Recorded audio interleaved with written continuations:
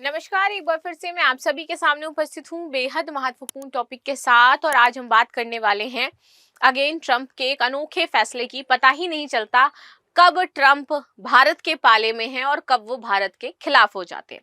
तो हाल ही में उन्होंने भारत के खिलाफ एक स्टेटमेंट जारी किया, जिसमें जो गूगल, माइक्रोसॉफ्ट, मेटा जैसी कंपनी है, उनसे कहा कि हम जो भारतीय वर्कर्स हैं उनको हायर ना करें।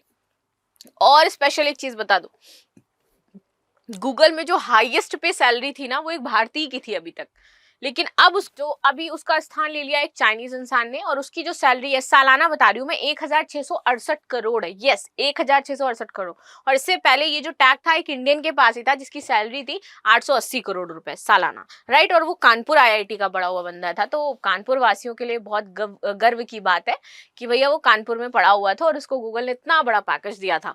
अब यहाँ पे कहा जा रहा है कि गूगल, माइक्रोसॉफ्ट और इनमें जितने भी बड़ी बड़ी पोस्ट पे लोग हैं या फिर नए आप जो हायर करने वाले हो, तो उनको वहां से आपको हटाना है, रिप्लेस करना है, अमेरिकन को लेकर के आना है।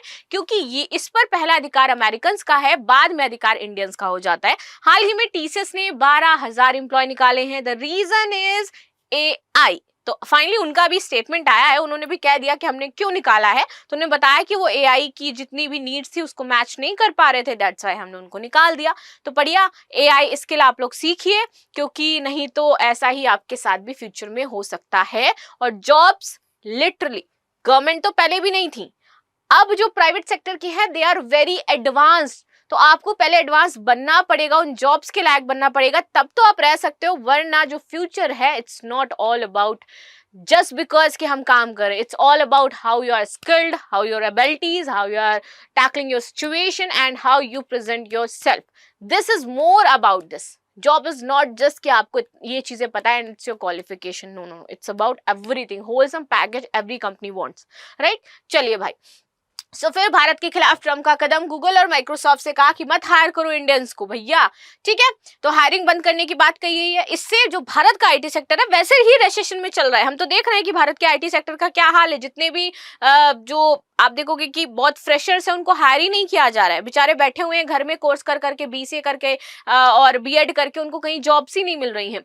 व्यापक आर्थिक परिदृश्यों पे कई सवाल अब यहाँ पे खड़े हो गए हैं। ये बयान उन्होंने 23 जुलाई 2025 को वॉशिंगटन में एक एआई समिट हुआ था उसके दौरान दिया था, जहां पर ट्रंप ने अमेरिका फर्स्ट नीति को अपनाते हुए कहा कि अमेरिका टैलेंट को आगे बढ़ाया जाए, ना कि किसी अदर कंट्री के टैलेंट को, और स्पेशली तो इंडिया का नाम लिया गया। आगे बात करते हैं ट्रंप के बयान का संदर्भ क्या था।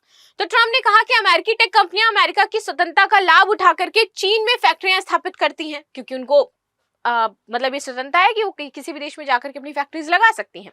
ठीक है, अब भारत से कर्मचारियों की भर्ती कराती हैं, तो कंपनी कहाँ लगाती हैं? चीन में। भर्ती किसकी करती है? भारतीयों की करती हैं। और आयरलैंड जैसे जो देश है छोटे, उनसे मुनाफा कमाती हैं, जिससे अमेरिकी नागरिकों के रोजगार के अवसर कम हो रहे हैं।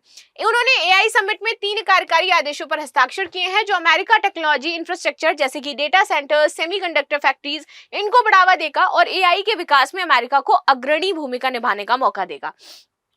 तो यहाँ पर अमेरिका पूरी तरीके से केंद्र बन जाएगा एआई का।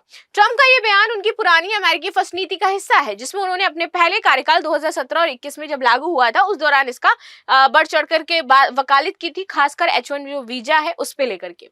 भारत पर आर्थिक प्रभाव इसका क्या पड़ सकता है? चलो बताती हूँ कि कितने एम्प्लॉय कहाँ काम कर रहे हैं। गूगल में बात करें, लगभग 10,000 कर्मचारी हैं जो इंडियंस हैं। माइक्रोसॉफ्ट में लगभग 18,000 प्लस कर्मचारी हैं, दे आर इंडियंस। एप्पल में लगभग 5,000 कर्मचारी हैं। ग्लोबल कैपिटल सेंटर्स जो जीसीसी है, जो आरएनडी है, एआई है, क्लाउड कंप्यूटिंग है, इन जैसे क्षेत्रों में महत्वपूर्ण भूमिका निभा रहे इंडियंस, जहां पर टोटल अगर देखा जाए तो लाखों एम्प्लॉय कार्यरत हैं यहाँ पर। भारतीय आईटी सेक्टर का एक बड़ा हिस्सा अमेरिकी बाजार पर ही निर्भर करता है। और नेस्कॉम के अनुसार यदि अमेरिका आउटसोर्सिंग से 10 से 15% की कमी आती है, तो भारत में अगले 2 साल में 5 लाख से अधिक नौकरियां खतरे में पड़ सकती हैं। तो अब देखो, अगर इन्होंने आउटसोर्सिंग कहीं और से करवाई, और आउटसोर्सिंग वो भले ही 10 से 15% की ही कमी आए आउटसोर्सिंग में, जो वो इंडियंस को हायर करते थे, तो भारत की 5 लाख नौकरियां चली जाएंगी। This is fact. ये कोई ऐसा नहीं है कि कहीं से भी उठ करके आ गया, ये नैस्कॉम ने कहा है, कोई मेरे द्वारा नहीं कहा जा रहा है। उन्होंने बताया कि अगर अमेरिका ऐसा करेगा तो इंडिया में 5 लाख नौकरियां चली जाएंगी। कैन यू इमेजिन दैट कि 5 लाख लोगों की अगर जॉब्स गई तो क्या स्थिति होने वाली है इन फ्यूचर। सो अभी से अपने आप को प्रिपेयर करिए कि आपको क्या करना है। सरकारी जॉब में जाना है तो भाई उस तरीके से माइंडसेट बनाओ कि मेरे पास कोई दूसरा ऑप्शन नहीं है, क्योंकि यहाँ पे भी ऑप्शन है नहीं। अगर आपको आईटीज में जाना है तो अपनी स्किल को इतना बेहतर डेवलप करो कि आपको वही पैकेज मिले 800-900 करोड़ का, तब तो बेहतर है।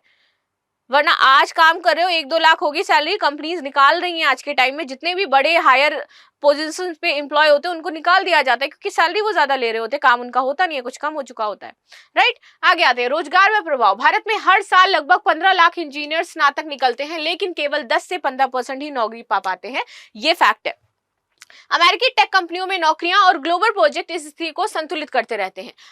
यदि हायरिंग बंद होती है बकायदा, जैसे आप देख रहे हैं कि इस समय इंडिया में बंद चल रही है, तो आईआईटी, आईआईएम जैसे संस्थानों में छात्रों के लिए अवसर सीमित हो जाएंगे। 2023-24 में बात करें तो 23 आईआईटीज के लगभग 38% करीब 8,000 छात्र प्लेसमेंट सीजन के अंत तक बेरोजगार रहे हैं।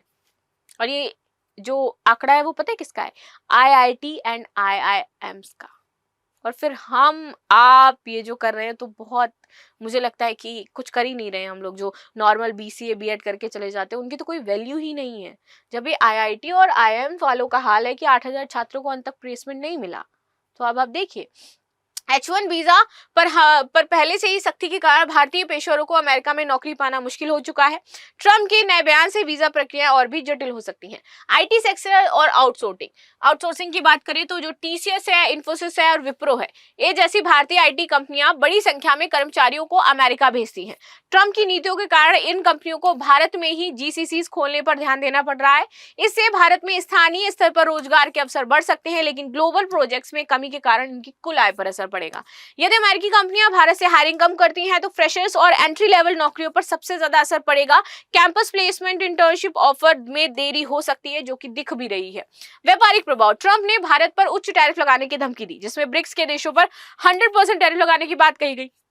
मॉर्गन स्टैनली के विश्लेषण चेतक आहा के अनुसार भारत के ऑटोमोबाइल, कृषि, रसायन, धातु उत्पाद और गहनों जैसे निर्यात को 4 से 6% अतिरिक्त टैरिफ का सामना करना पड़ेगा, जिससे सालाना $7 अरब का नुकसान होगा। भारत और अमेरिका के बीच चल रही द्विपक्षीय व्यापार वार्ता पर भी असर पड़ सकता है, क्योंकि ट्रंप भारत को एक ऐसे देश के रूप में देख रहे हैं जो अमेरिकी उत्पादों पर उच्च आयात पर शुल्क लगाता है।